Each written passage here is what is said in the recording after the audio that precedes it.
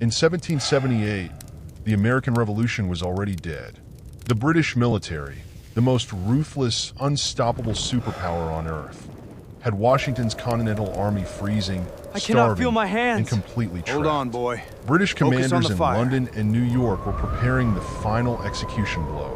What they didn't realize was that a secret network of everyday, ordinary citizens was watching their every single move from the dark shadows. A tavern keeper, a housewife, a quiet farmer, risking the gallows without ever asking for money, recognition, or fame. This is the unbelievable true story of the invisible heroes who saved America. By the brutal winter of 1778, the Continental Army was holding on by a microscopic thread at Valley Forge. Thousands of soldiers lacked shoes, coats, and proper food. Disease, frostbite, and desertion were tearing Washington's forces apart from the inside. George Washington was a seasoned military strategist, and he knew a grim truth. Fighting the British Army head-on in open-field battles was total suicide.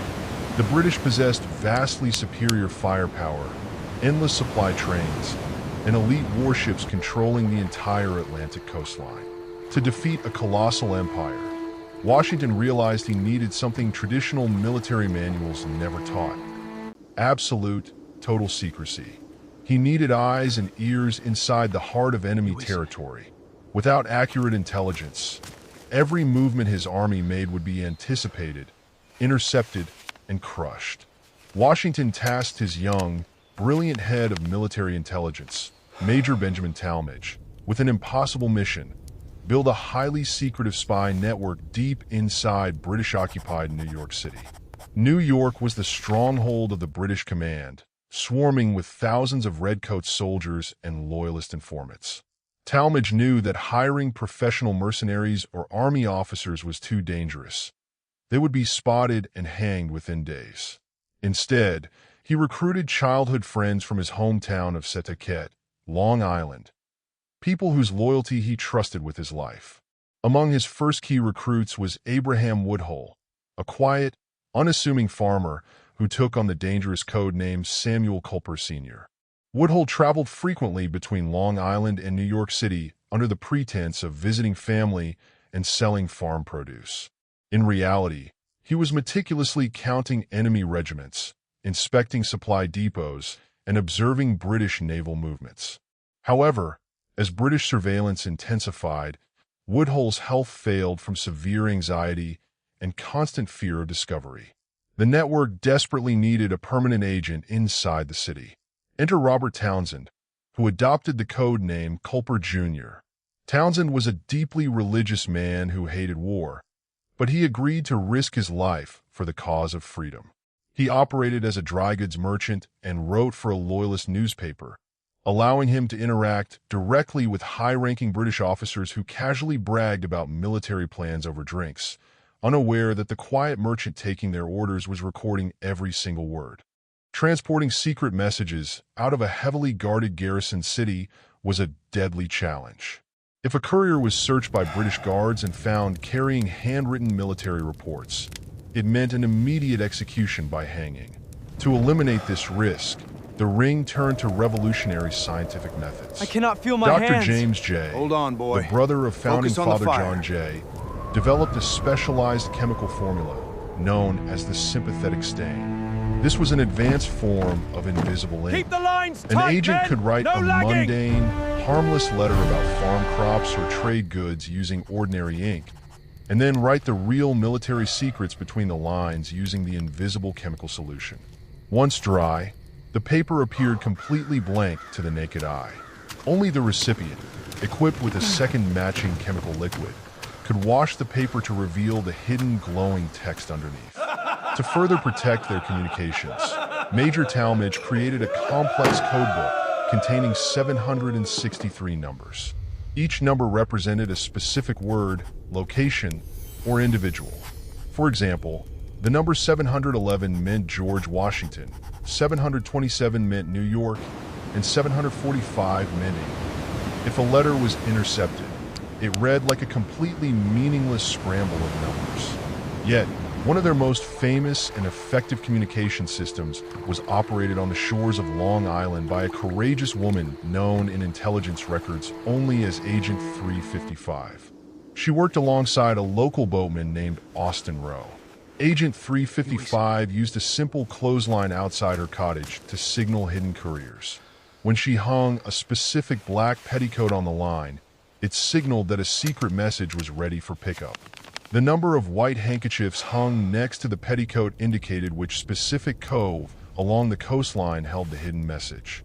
Under the cover of darkness, couriers would row across Long Island Sound to deliver the intelligence directly to Washington's headquarters. In the summer of 1780, the Culper Spy Ring faced its most critical and terrifying trial. Major John Andre, the brilliant and charismatic head of British intelligence, had spent months executing a masterstroke of psychological warfare. He had secretly bribed General Benedict Arnold, one of America's most celebrated war heroes, who had grown bitter over perceived slights by Congress. Arnold agreed to commit the ultimate act of treason. He would surrender West Point, the heavily fortified American stronghold commanding the Hudson River. If West Point fell, the British would control the river, effectively slicing the American colonies in half and ending the Revolutionary War in a single afternoon. In exchange for his betrayal, Arnold was promised £20,000 and a senior general position in the British Royal Army. Through relentless surveillance and silent vigilance, the Culper Ring detected unusual movements and mysterious messages passing between New York and the Upper Hudson Valley. Their intelligence heightened security across the region. Near Tarrytown, New York, local Patriot militia officers intercepted Major John Andre as he attempted to ride back to British lines in disguise.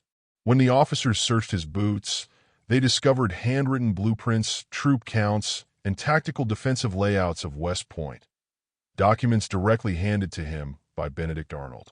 The plot was foiled with only hours to spare. Benedict Arnold fled to a British warship, but the strategic fort, Washington's army, and the entire revolution were saved from instant destruction. When the War of Independence finally ended in victory in 1783, the silent heroes of the Culper Spy Ring did not march in victory parades. They did not demand government pensions, military promotions, or historical fame. Robert Townsend returned to his quiet life as a merchant, taking his secret to his grave. In fact, his family only discovered his role as Culper Jr. more than a century later, when historical researchers matched his handwriting to the original spy letters found in Washington's archives. Agent 355 was arrested by the British in late 1780 and held on a filthy prison ship in New York Harbor, where she is believed to have died. To this very day, her real name remains one of history's greatest unsolved mysteries. General George Washington once reflected that the necessity of procuring good intelligence is apparent to all. History proudly remembers the generals, the grand speeches, and the bloody battles.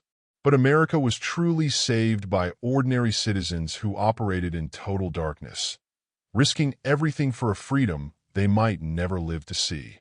When the odds are stacked against you, true strength isn't about being the loudest person in the room. It is about staying resolute when nobody is watching. What will you build when everything seems stacked against you? Thank you for watching House of Velorian. Don't forget to like, subscribe, and turn on notifications for more incredible stories of human courage and true history.